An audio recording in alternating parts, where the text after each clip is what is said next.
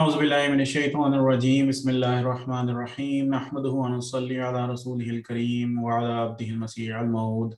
सामीन किराम, अस्सलामु अलैकुम व रहमतुल्लाहि व बरकातुहू। आप सुन रहे हैं सदाए इस्लाम प्रोग्राम। ये प्रोग्राम कैली 900 AM पर जमात अहमदिया अमेरिका की तरफ से पेश किया जा रहा है। खाक सर को आप जानते ही हैं, मेरा नाम शिराज अहमद है और आज फिर इस प्रोग्राम में हमारा साथ देंगे मुरब्बी सिलसिला मुरब्बी मोतीउल्लाह जोया साहिब। मुरब्बी साहिब, अस्सलाम वालेकुम रहमतुल्लाह। जी वालेकुम अस्सलाम वरहमतुल्लाहि वबरकातुहू। जज़ाकल्लाह शिराज साहब। सामीन, जैसा कि आप जानते हैं कि अगर आपको कोई सवाल हुई है जमात अहमदिया के बारे में, को कुछ जानना चाहते हो तो हमारे व्हाट्सएप नंबर 2143260937 पर अपना सवाल भेज सकते हैं।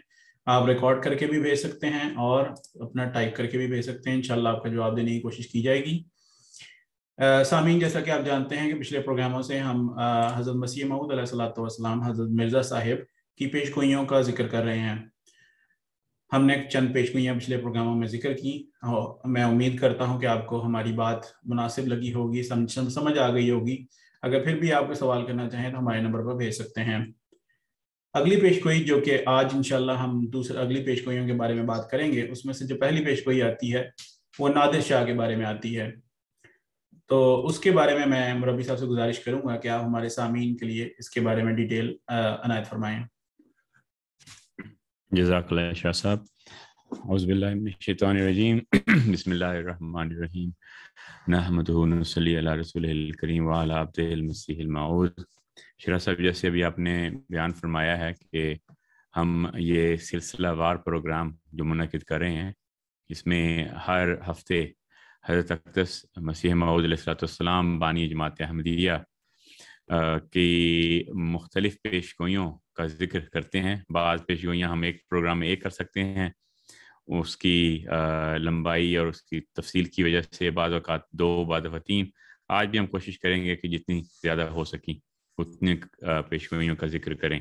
पेशगोई बुनियादी तौर पर बाज़ सामीन अगर सोच रहे हो कि इसका क्या मतलब है, इसकी अहमियत क्या है, तो इसका मुद्दा यही है कि पेशगोइयों के ज़रिए हमें खुदा ताला की हस्ती का इल्म मिलता है और हमें इस बात का सबूत मिलता है कि अल्लाह ताला की फ़ेली शहादत वो किस शख्स के साथ है। और क्योंकि कुरान मजीद में अल्लाह ताला ने ये वादा फरमाया है कि अल्लाह ताला गैब का इल्म अपने प्यारों, अपने मुकर्रबीन और रसूलों को फरमाता है। तो इस तरह गोया अगर कोई शख्स गैर मामूली कैफियत और कमियत में गैब से अखबार पाकर पहले ही मुत्तले कर दे लोगों को, तो इससे हमें पता चलता है कि वो शख्स हकीकतन खुदा ताला की तरफ से है। क्योंकि गैब का इल्म इंसान, अब कोई भी इंसान जो है वो इस तरह हासिल नहीं कर सकता सिवाय इसके कि अल्लाह ताला की ताईद उसके साथ शामिल हाल ना हो। तो बस इस आर्जी तारुफ के साथ मैं अभी जैसे आपने बयान किया कि नादिर शाह के मुतालिक आपके सामने पेश करता हूँ कि इसका पस मंज़र क्या है और ये जिक्र क्यों आया। और अफ़गानिस्तान आजकल वैसे भी ख़बरों में काफ़ी रहा है तालिबान की हुकूमत वापस मिलने के हवाले से, ख़ास तौर पर अगस्त सितंबर में। तो मेरे ख्याल से ये सामीन के लिए ये मौजू बहुत दिलचस्पी का बायस होगा। तो उस लिहाज से अगर हम तारीखी तौर पर देखें तो 1905 3 मई 1905 को अल्लाह ताला ने हज़रत अक़दस बानी जमात अहमदिया मसीह मऊद अलैहिस्सलाम को रोया के ज़रिए एक ख़बर से मुत्तले फरमाया और अल्लाह ताला ने ये रोया में आपने लिखा हुआ देखा। तो हुज़ूर फरमाते हैं कि सुबह के वक्त मैंने मुझे ये लिखा हुआ दिखाया गया, आह नादिर शाह कहाँ गया। आह जो है ये एक फ़िक्रा है, जिससे एक लफ्ज़ है जिससे तकलीफ का जो है वो पहलू नजर आता है। आह नादिर शाह कहाँ गया। अभी मैं अपने सामीन को कुछ साल कब लेके जाता हूँ। ये इल्हाम हज़रत मसीह शाम को 1905 में हुआ, जिसकी आपने तशरीह फरमाई। लेकिन कुछ साल कबल अगर आप 1903 में चले जाएं तो ये वो साल है जिसमें फिर इससे एक और दिलचस्प बात शिराज साहब यह है कि इस इल्हाम में मुख्तलिफ और भी अल्लाह ताला ने जो खबरें मसीह शाम को दी, इस हवाले से वो भी उनका भी जिक्र कर देता हूँ। तो मसलन एक इल्हाम हज़रत मसीह शाम का है, शाताने तुझ हबाने तुझ बहाने। इसका मतलब यह है कि 2 ज़िबा किए हुए दुम्बे, تو اس کا اشارہ جو تھا وہ 2 شہادتوں کی طرف تھا جو اللہ تعالیٰ نے مقدر کر رکھی تھیں، اور یہ دونوں شہادتیں جو ہیں یہ افغانستان کے مخلصین تھے جنہوں نے حضرت مسیح موعود علیہ السلام کے پیغام کو مانا اور آپ کے ہاتھ پر بیعت کی، اور بیعت کرنے کے بعد جب یہ واپس تشریف لے گئے، احمدی اب آپ جانتے ہوں گے حضرت صاحبزادہ عبداللطیف صاحب شہید رضی اللہ عنہ کا ایک وجود بابرکت یہ، اور ایک دوسرے مولوی عبدالرحمان صاحب، جب یہ دونوں واپس گئے تو اس وقت کے جو حاکم تھے، جو بادشاہ تھے، ان کے حکم پر، اس کے ایما پر ان دونوں کو بہت دردناک طریقے سے شہید کیا گیا۔ اور اس کے بعد ہم دیکھتے ہیں کہ فوراً ہی تمام ملک میں ہیضے کی وبا جو ہے وہ پھیلی ہے، اور تاریخ میں یہ چیز رقم ہے کہ اس کے ذریعے ہزاروں لوگوں کی جانیں گئیں، اور گویا کہ یہ ایک ذریعے سے ان لوگوں کے مظالم کی پاداش تھی جو اللہ تعالیٰ نے ان کو دی۔ بہرحال یہ ایک ضمنی بات تھی۔ اس کے ان دونوں کی شہادت کے بعد حضرت مسیح موعود السلام کو ایک اور الہام ہوا، وہ بھی بہت دلچسپ ہے۔ اس میں وہ الہام کچھ اس طرح تھا، حضور فرماتے ہیں کہ مجھے اطلاع دی گئی، اور یہ ہے حوالہ ہے کہ 3 بکرے ذبح کیے جائیں گے۔ اب 3 بکرے ذبح کرنے سے کیا مراد ہے، اس کا ہم دیکھتے ہیں کہ چند دہائیوں کے بعد 1924 میں آ کر اسی جو حکمران خاندان تھا، شاہی خاندان تھا افغانستان کا، اس کے جو آخری تاجدار تھے امیر امان اللہ خان، اس کے حکم سے پھر دوبارہ ہمارے 3 احمدیوں کو صرف اس وجہ سے شہید کیا گیا کہ وہ احمدی ہیں۔ ان میں حضرت مولوی نعمت اللہ خان صاحب، حضرت مولوی عبدالحلیم صاحب اور حضرت ملا نور علی صاحب۔ تو یہ 3 ہمارے جماعت کے بزرگ سے دوبارہ 1924 میں انہوں نے یہ ظلم جماعت پر ڈھایا، اور اس طرح کر کے، اور بدقسمتی سے یہ جو مظالم کی داستان ہے یہ تب تک جاری ہے، لیکن یہ ظاہر ہوتا ہے کہ جو 3 اکٹھے شہید ہوئے ہمارے بزرگ، اور اس سے ظاہر ہوتا ہے کہ حضرت مسیح السلام کا جو الہام تھا کہ 3 بکرے ذبح کیے جائیں گے، تو یہ اس کی طرف اشارہ تھا۔ اس کے بعد ہم دیکھتے ہیں، آگے بڑھنے سے پہلے ایک اور بات جو کہ عام طور پر بہت زیادہ جو ہمارے دوسرے مسلمان بھائی ہیں ان کے حلقوں میں بہت مشہور کی جاتی ہے، وہ یہ ہے کہ جب ہم یہ حضرت مرزا صاحب حضرت مسیح موعود علیہ السلام کی یہ پیش گوئیاں لوگوں کے سامنے پیش کرتے ہیں، ویسے تو یہ نارملی عام طور پر ہم یہ باتیں ہم پیش نہیں کرتے جب تک کوئی احمدی جو ہے وہ واقعی قرآن و حدیث سے جان نہ لے کہ باقی قرآن و حدیث کا کیا مطلب ہے۔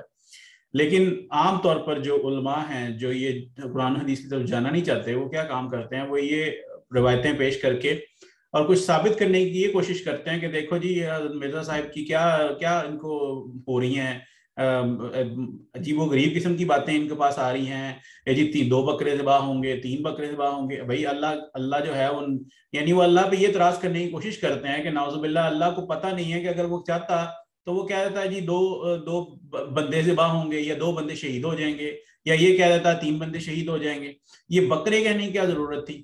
تو اس میں ایک جو بہت زیادہ امپورٹنٹ بات جو کہ میں اپنے سامعین کے لیے عرض کرتا چلوں کہ جب بھی کوئی پیش گوئی ہوتی ہے تو وہ پیش گوئی کبھی بھی سیدھے الفاظ میں نہیں ہوتی کہ اچھا جی یہ ہوگا، ایسے ہوگا یا ایسے کام ہوں گے، کیونکہ پیش گوئی کا مقصد یہی ہے کہ ایک ایسی چھپی ہوئی بات بتائی جا رہی ہے کسی ایک بندے کے ذریعے جو اللہ کی طرف سے آیا ہے، جو کہ عام آدمی کی سمجھ سے باہر ہے، جس کو سمجھانے کے لیے وہ بندہ بھیجا گیا ہے، جو اللہ کی طرف سے وہی لے کر اور آپ کو سمجھائے گا۔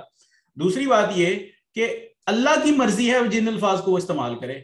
اب یہ کیسے ہو سکتا ہے کہ ہم یہ کہیں کہ نہیں جی نہیں، اللہ کو جو ہے نا وہ ہماری مرضی کے مطابق الفاظ استعمال کرے گا تو ہم اس بھی کو مانیں گے، نہیں تو ہم نہیں مانیں گے۔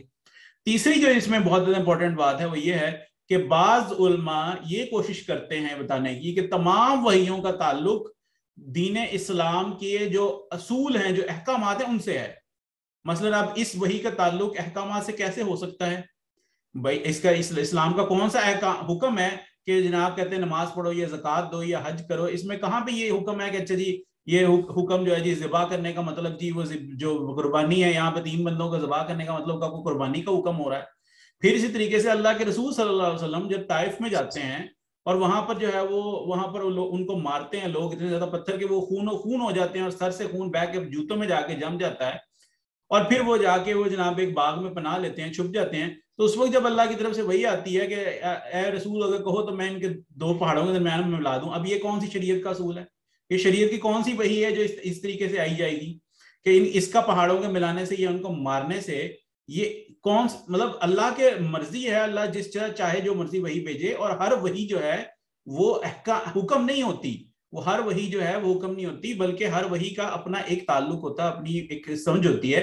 تو اس لیے گزارش کروں گا اپنے سامعین سے بھی کہ اس کو مذاق اڑانے کے بجائے اللہ کے اوپر دیکھنا چاہیے کہ اللہ کیا ڈیسائیڈ کرنا چاہ رہا ہے, اللہ کیا بتانا چاہ رہا ہے. اگر ہم صرف مذاق میں اڑا کے کہ اچھا جی وہ اللہ نے پتہ نہیں کیا ان لوگوں کو عجیب و غریب وحیاں کر دی, یہ اللہ کی مرضی ہے بھائی, ہم کون ہوتے ہیں؟ اللہ نے اپنا ایک امام مہدی سلیکٹ کیا, اس کو ہدایت دی ہے, تو اس کے لیے وحیاں بھی کر دی. اب یہ بہت زیادہ امپورٹنٹ بات تھی جو میں سامعین کے لیے رکھنا چاہتا تھا. جی مربی صاحب. جی نہیں, جزاک اللہ, یہ بالکل صحیح آپ نے ذکر کیا ہے کہ خدا تعالیٰ کی وحی و الہام اور کشوف اور رویا میں بھی ہم دیکھتے ہیں کہ بعض اوقات اللہ تعالیٰ تمثیلی رنگ میں بعض احکام یا آراء یا ایما فرماتا ہے اپنے پیاروں کو. تو رسول کریم صلی اللہ علیہ وسلم کی بھی مثال ہے کہ آپ صلی اللہ علیہ وسلم نے یعنی کہ جس طرح رویا میں دیکھا کہ آپ ایک ایسی جگہ ہجرت کر رہے ہیں جہاں پہ شاداب ہے اور سبزہ ہے اور اس طرح زرعی زمین ہے, تو آپ کا خیال گیا کہ یمن کی طرف شاید رسول کریم صلی اللہ علیہ وسلم کی ہجرت مقدر ہوگی, لیکن اس طرح نہیں ہوا. تو اللہ تعالیٰ کا منشاء اور ہوتا ہے, بعد کا انسان کو سمجھ میں غلطی لگ جاتی ہے, ورنہ در حقیقت اس میں کوئی شک نہیں کہ ہم جو بھی خدا تعالیٰ خاص طور پر پیشگوئیوں کے حوالے سے یہ بات بہت ظاہر ہے کہ اس طرح نام لے کر بڑی وضاحت کے ساتھ اگر ہو تو پھر تو ایمان کا جو ہے وہ تو ضرورت ہی ختم ہو گئی. تو اس وجہ سے کرتے ہیں. بہرحال یہ ہم سر ڈسکس کرے تھے مسیح صاحب کا الہام ہے نادر شاہ کہاں گیا. اس حوالے سے ابھی میں نے عرض کیا کہ کس طرح مختلف اوقات میں مسیح صاحب کے ماننے والے احمدی مخلص بھائی 5 جو ہیں وہ اب تک شہید ہو چکے ہیں 1924 تک, اور اس طرح مختلف مظالم کی وجہ سے اللہ تعالیٰ نے یہ پسند نہیں فرمایا کہ اس خاندان جو شاہ خاندان تھا امیر امان اللہ کا, یہ مزید اب اس حکومت میں رہے. تو اس لیے اللہ تعالیٰ نے جو انتظام فرمایا وہ یہ تھا کہ ایک شخص, ایک معمولی سے شخص حبیب اللہ, جس کا بالمعروف اس کا نام تھا بچہ سکا, تو یہ شخص نے 300 افراد کی ایک فوج بنائی اور اس نے امیر امان اللہ خان کے محل پر حملہ کیا اور اس میں کامیاب ہوا. سب سے بڑی حیران کن بات یہ ہے. اور اس کے بعد امیر اللہ خان اپنے اہل و عیال کے ساتھ وہ مجبور ہو گیا کہ اس کو وہاں سے بھاگنا پڑے, تو وہ وہاں سے ملک سے نکل گیا. اب اس حوالے سے امیر امان اللہ خان کا جو ایک جرنیل تھا, بڑا سکہ اور بڑا قابل آدمی تھا, اس کا نام تھا نادر خان. اور نادر خان جب یہ حملہ ہوا ہے اور یہ جب بچہ سکہ آیا اور اس نے تخت الٹا امان اللہ کا, اس وقت یہ یورپ میں اپنے علاج کے لیے گیا ہوا تھا. جب اس نادر خان کو علم ہوا کہ پیچھے جو کاروائی ہوئی ہے تو وہ اپنی بیماری کو چھوڑ کر فوراً ہی واپس افغانستان گیا, اور اس شخص نے بڑی کمال یعنی کہ زی رکی کے ساتھ اور بڑے اپنے جو اس کی صلاحیات تھیں جنگ کی, اس کو سامنے رکھتے ہوئے اس شخص کو جو ہے وہ شکست دی, بچہ سکہ کو. اور اس کے بعد جب ملک کو اس نے آزاد کروا لیا اس کے یعنی کہ بچہ سکہ سے, تو اس نے لوگوں کو کہا کہ تم لوگ جو ہے وہ اپنے بادشاہ, نئے بادشاہ کو منتخب کر لو. اور ہم دیکھتے ہیں کہ تمام لوگوں نے اسی کو ہی منتخب کیا اور اس نے منظور بھی کر لیا کہ یہ بادشاہ بننے کو تیار ہے.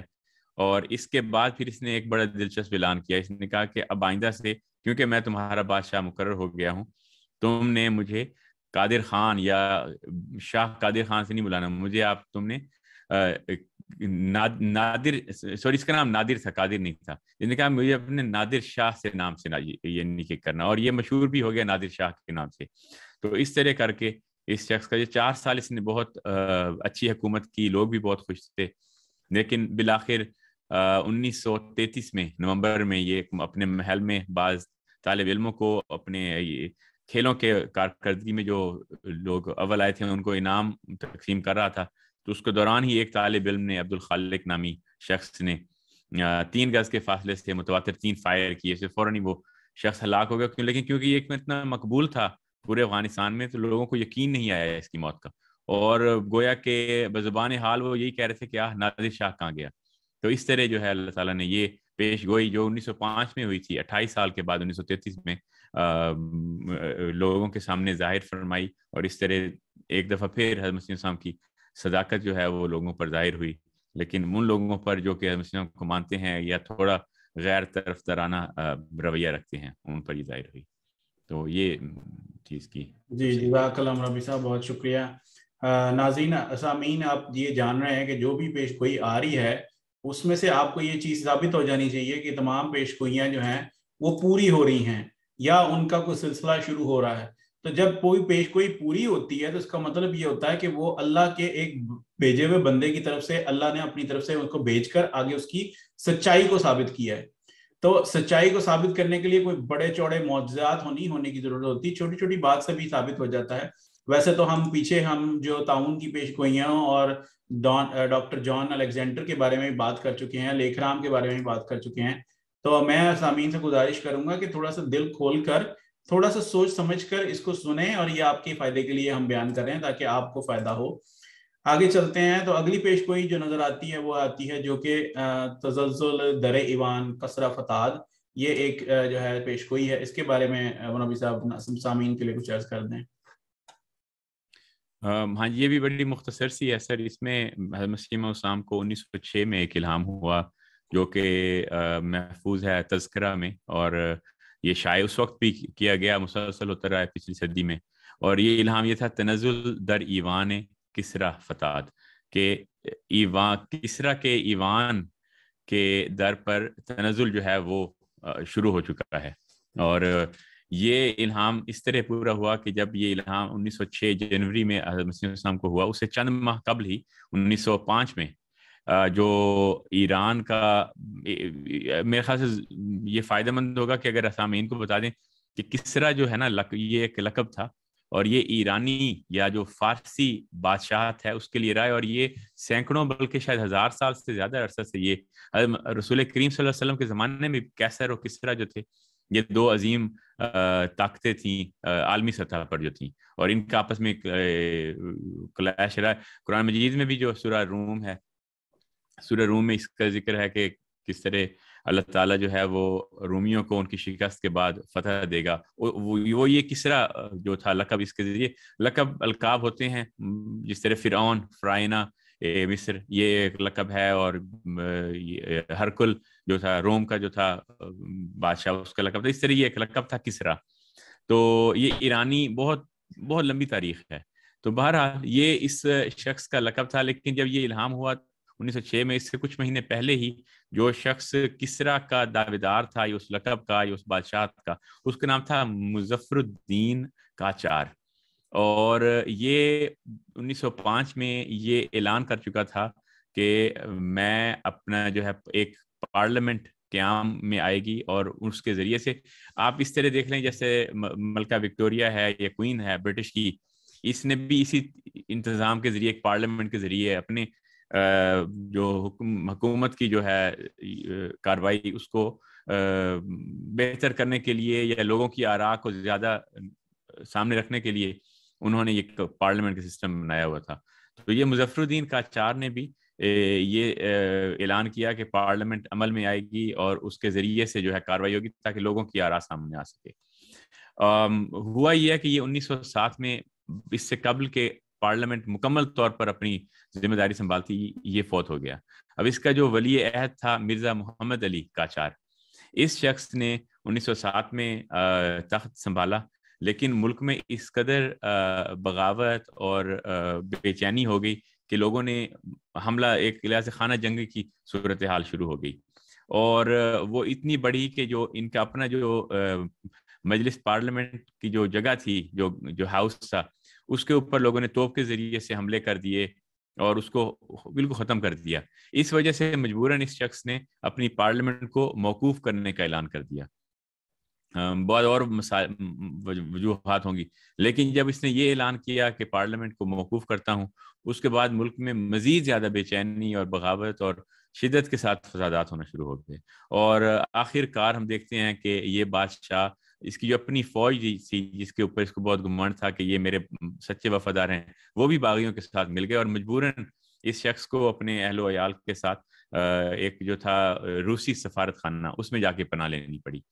اور اس طرح کر کے ایک اتنے لمبے عرصے سے جو کس طرح یہ بادشاہت چلی آتی تھی وہ بالکل نیست و نابود ہو گئی، اور اس طرح سے دوبارہ ہم سمجھتے ہیں کہ حضرت مسیح السلام کا جو الہام تھا کہ تنزل در ایوان کسریٰ فساد، یعنی اتنی عظیم و شان سلطنت کو حضور نے چند سال پہلے ہی بتا دیا کہ یہ ایسے ہوگا، اور پھر ویسے ہی ہوا. تو یہ بھی ایک حضرت مسیح السلام کی سچائی کا ثبوت ہے. جی جزاک اللہ مربی صاحب. جیسا کہ ہم مختلف پیش گوئیوں سے گزر رہے ہیں تو میں سامعین سے دکو کے سامنے یہ دعوت رکھوں گا کہ آپ جو ہیں اس کو ہم وہی تمام ڈیٹیل آپ کو بتانے کا مقصد یہی ہے تاکہ آپ کو سمجھ آ سکے کہ اس کی ڈیٹیل کیا ہے، اور آپ کسی کے سامنے بھی جائیں تو وہ آپ سے اپنی مرضی سے جو مرضی بات ہے وہ آپ کو منوانے کی کوشش نہ کرے. اگلی پیشگوئی کی طرف بڑھتے ہیں. اس سے پہلے میں گزارش کرتا چلوں کہ اگر آپ کے پاس آپ کوئی سوال کرنا چاہتے ہوں یا کچھ جاننا چاہتے ہوں تو ہمارے واٹس ایپ نمبر 2143260937 پر ہم سے بات کر سکتے ہیں، اپنا سوال بھیج سکتے ہیں، ریکارڈ کر کے بھیج سکتے ہیں، انشاءاللہ جواب دینے کی کوشش کریں گے. گزارش کروں گا کہ اس پہ کال کرنا تھوڑا مشکل کام ہے، آپ میسج لکھ کے بھیجیں. اگلی پیشگوئی کی طرف بڑھتے ہیں. اگلی پیشگوئی ہے اہل بنگالہ کی دلجوئی. اس کے بارے میں مولوی صاحب کچھ جو ہے وہ سامعین کے لیے رکھیں. ہاں جی ضرور. شراز صاحب ہمارے پاس وقت کتنا بچا ہے؟ میں تاکہ اس کے ہمارے پاس مطابق 8 منٹ ہیں. 8 منٹ ہیں. ہاں جی میرے خیال سے ہمارے پاس مناسب وقت ہے یہ کرنے کے لیے. تو اس کا بھی جو سر ذکر ہے وہ اس طرح ہی ہے کہ 1906 میں فروری 1906 میں حضرت مسیح السلام کو ایک الہام ہوا، اور یہ بدر 16 فروری 1906 میں شائع بھی ہوا. اور یہ الہام کچھ یوں تھا کہ پہلے بنگال کی نسبت جو کچھ حکم جاری کیا گیا تھا اب ان کی دلجوئی ہوگی. تو یہ الہام کے فکرات تھے. اس کا تھوڑا پس منظر دوبارہ بیان کر دوں جس سے پہلے کیا. 1905 میں کچھ مہینے پہلے اکتوبر 1905 یعنی کہ 5 مہینے پہلے کچھ یوں ہوا کہ ہندوستان کی جو حکومت تھی جو کہ اس وقت برٹش کے انڈر تھی، جو اس کا وائس رائے تھا اس کا نام تھا لارڈ کرزن. اس نے یہ فیصلہ کیا اور عملاً اس کو کر دکھایا کہ بنگال کو اس نے 2 حصوں میں تقسیم کر دیا. بنگال ایک صوبہ تھا اور اس میں ایک اس نے مشرقی بنگال اور ایک مغربی بنگال کو کر دیا. اب اس سے لوگوں نے بہت زیادہ شور مچایا، خاص طور پر ہندوؤں نے بے انتہا انہوں نے جلوس جلسے نکالے، ٹرینوں پر بم پھینکے، اس کے علاوہ انہوں نے سرکاری عمارات کو جو ہے نقصان پہنچایا، پھر انہوں نے انگریز افسروں کو بھی قتل کیا. بہت زیادہ ان کا رد عمل جو پروٹیسٹ جو کرتے ہیں وہ بہت زیادہ شدت کے ساتھ انہوں نے کیا، اور امید یہی کی جاتی تھی کہ یہ حکومت اپنا فیصلہ واپس لے لے گی. لیکن حقیقتاً یہ ہوا. اچھا اب اس دوران جب یہ فسادات ہو رہے تھے، لارڈ کرزن جس نے یہ حکم جاری کیا تھا اس کی مدت مکمل ہو گئی، اس کی ٹرم مکمل ہوئی، وہ واپس چلا گیا. تو لارڈ منٹو جو ہے وہ اب وائس رائے بنا اس انڈیا کا، اور امید کی جاتی تھی کہ لارڈ منٹو جو ہے وہ یہ صورتحال دیکھ کر فیصلہ یہی کرے گا کہ جو ہے وہ بنگال کی یہ جو تقسیم کی گئی ہے اس کو ختم کر دیا جائے. لیکن اس نے بھی عملاً اس کے اوپر کوئی قدم نہیں لیا اور یہ اعلان کیا کہ یہ اس طرح ہی رہے گا جو فیصلہ کیا گیا ہے. گویا کہ جو چیز تمام دنیا کو امید تھی کہ یہ ہوگی اس طرح نہ ہو سکا، اور لوگوں نے اپنی امید جو ہے اس کو ختم کر دیا اور یہ تسلیم کر لیا کہ یہ اب تقسیم ہو چکا ہے اور اس کا اب کچھ نہیں کیا جا سکتا. اس دوران حضرت مسیح السلام کو یہ جب الہام ہوتا ہے کہ اہل بنگال کی دلجوئی کی جائے گی، تو جس طرح پچھلے پروگرام میں ہم نے ذکر کیا تھا کہ جو مخالفین ہیں انہوں نے کوئی نہ کوئی طریقہ نکالنا ہوتا ہے استہزاء کرنے کا اور مذاق اڑانے کا. انہوں نے اس الہام پر بھی مذاق اڑایا کہ دیکھیں جی اب تو ایک چیز ثابت ہو گئی ہے، اس قدر پروٹیسٹ ہوئے ہیں، اس قدر لوگوں نے نقصان کیا، اس کے باوجود حکومت نے اپنا فیصلہ نہیں بدلا، تو اب کیسے بدلے گی؟ اور یہ تو ایک بہت نامعقول بات نظر آتی ہے. تو اس وجہ سے جو ہے لوگوں نے اس الہام کے اوپر بہت زیادہ مزے کا اور مذاق اڑایا اور اس کے اوپر اعتراضات کیے. لیکن ہم دیکھتے ہیں کہ 1910 میں لارڈ منٹو جو ہیں وہ واپس چلے گئے اور ایک اور لارڈ ہارڈنگ وائس رائے بن کے انڈیا کے وہ آتے ہیں. اور 1911 ایک سال بعد ہی جو انگلستان کا بادشاہ ہے جارج پنجم، اس کی تاج پوشی کے لیے ہندوستان میں انتظام کیا گیا.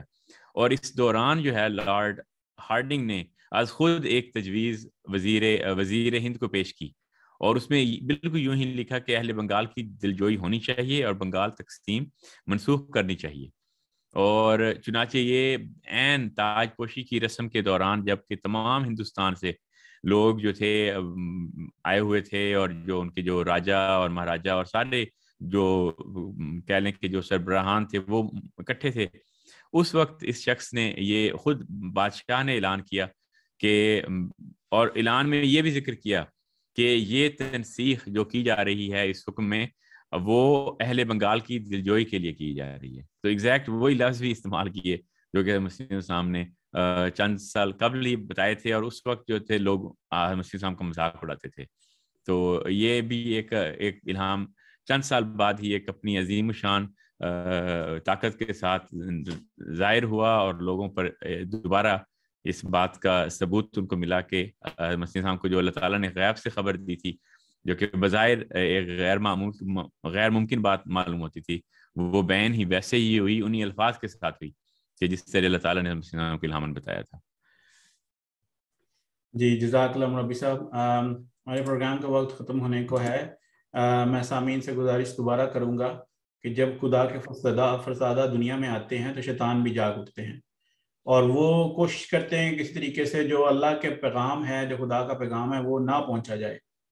تو اس میں عوام الناس کو بہکانا بھی ہوتا ہے، اور ان کو بہکانے کے لیے جھوٹ بول کر کچھ بھی لوگوں تک پہنچانے کی کوشش کی جاتی ہے. اور آپ سے گزارش ہی عرض کرتا چلوں کہ اللہ کے رسول صلی اللہ علیہ وسلم نے 14 سال پہلے پیشگوئی کی تھی کہ جب ایک وقت آئے گا کہ مسلمان تعداد میں بہت زیادہ ہوں گے، علماء بھی ہوں گے، قرآن بھی ہوگا، حدیث بھی ہوگی، سنت بھی ہوگی، لیکن دنیا سے علم اٹھ جائے گا. اور اس وقت جو ہے وہ اللہ اپنے مہدی کو لے کر آئے گا، اور وہ علم کو واپس جو ہے وہ اتنی اونچائی پہ جا چکا ہوگا جس کی اللہ کے رسول نے ایک ایگزامپل دی کہ وہ جو ہے جیسے ثریا ستارے پر پہنچ گیا. تو اس کے بارے میں اللہ کے رسول نے فرمایا کہ جب وہ مہدی آئے گا تو وہ واپس لے کر آئے گا اس علم کو، اور لوگوں تک وہی دین پہنچائے گا جو میں لے کر آیا ہوں، یعنی اللہ کے رسول صلی اللہ علیہ وسلم لے کر آئے ہیں. آج آپ دیکھتے ہیں کہ بہت سارے جو ہر فرقہ ہے، وہ ہر فرقہ جو ہے وہ چھوٹی چھوٹی بات کے اوپر فرقہ بن چکا ہے، اور وہ کسی نہ کسی بات کی وجہ سے دوسرے سب کو کافر کہتا ہے. یہاں تک کہ جو ہمارے بھائی جو دوسرے ملکوں میں رہتے ہیں جہاں پر اردو یا ہندی یا اس طرح زبانیں بولی جاتی ہیں، آپ نے دیکھا ہوگا کہ اکثر مساجد کے اوپر لکھا ہوتا ہے کہ جی یہ بریلوی کی مسجد ہے، یہ دیوبندی کی مسجد ہے، اور کسی اور کو نماز پڑھانے کی بھی اجازت نہیں ہے یہاں پہ. بلکہ نماز اکثر جو مساجد ہیں ان میں نماز پڑھنے کی بھی اجازت نہیں ہوتی کہ جی اگر وہ اس مسجد میں جا کے نماز پڑھ لے گا تو وہ مختلف فتاواز موجود ہیں جو کہ وہاں پر بتائے جاتے ہیں. جبکہ امام مہدی کا مقصد یہ تھا کہ ان تمام فرقے بازی کو ختم کر کے ویسی جماعت بنائی جائے جیسے اللہ کے رسول صلی اللہ علیہ وسلم نے صحابہ کی جماعت بنائی تھی، جس میں کوئی فرقہ نہیں تھا. تو اس پروگرام کے توسط سے میں تمام سامعین سے گزارش کروں گا کہ آپ جب اللہ کے رسول صلی اللہ علیہ وسلم پر ہم ایمان لاتے ہیں کہ وہ اللہ کے رسول صلی اللہ علیہ وسلم ہیں، وہ رحمت للعالمین ہیں، وہ تمام عالمین کے لیے رحمت بنا کر بھیجے گئے، وہ اس دنیا میں آنے والا جو قرآن تھا اس میں اللہ تعالیٰ نے فرما دیا کہ یہ جو شریعت ہے یہ مکمل ہوگی، اور اللہ نے اس دین کو پسند کر لیا ہے. تو پھر اس دین کو پسند کرنے کے بعد اللہ کے ہمارے اوپر یہ ذمہ داری بنتی ہے کہ ہم اس کو سیکھیں بھی. میں یہاں پر ہر کسی کو یہ نہیں کہہ رہا کہ ہم جا کے سارے جو ہیں وہ 8-8 سال کے 7-7 سال کے کورسز کریں اور عالم بنیں، لیکن جو بنیادی عقائد ہیں اور جو بنیادی احکامات ہیں وہ ہر کسی کو پتہ ہونے چاہیے. تو اس لیے میں گزارش کروں گا کہ ان پروگراموں کا مقصد یہی ہے کہ ہم آج آپ تک وہ تمام چیزیں پہنچائیں جن کے ذریعے آپ حضرت مسیح موعود علیہ الصلوۃ والسلام اور مہدی مسعود علیہ الصلوۃ والسلام کی جو سچائی ہے اس کو سمجھ سکیں. انشاءاللہ یہ پروگرام کا سلسلہ جاری رہے گا. ہمارا یہ ریڈیو پروگرام کا آخری پروگرام ہے، لیکن انشاءاللہ یہ سلسلہ اس کا جاری رہے گا. آپ ہمارے یوٹیوب چینل جو ہے وہ احمدیہ اردو ڈیسک کے نام سے، اس کے اوپر جو ہے آپ آ کر یہ ہماری ویڈیوز دیکھ سکتے ہیں. انشاءاللہ ہم جو ہمارے ابھی مربی صاحب موجود ہیں یہ بھی ہمارے ساتھ مختلف پروگراموں میں شامل ہوتے رہیں گے، اور بھی مربیان اور بھی ہمارے جو بزرگان ہیں ان کو ہم شامل کرنے کی کوشش کریں گے تاکہ ہم آپ کے اور بھی بہت سارے سوالات کے جوابات دے سکیں. پھر دوبارہ رپیٹ کروں گا کہ آپ ہمارے احمدیہ اردو ڈیسک پر ہم سے رابطہ کر سکتے ہیں. اب ہم انشاءاللہ اگلا پروگرام لے کر پھر حاضر ہوں گے ایک اور ریکارڈنگ کے ساتھ. تب تک کے لیے اجازت. السلام علیکم ورحمۃ اللہ وبرکاتہ.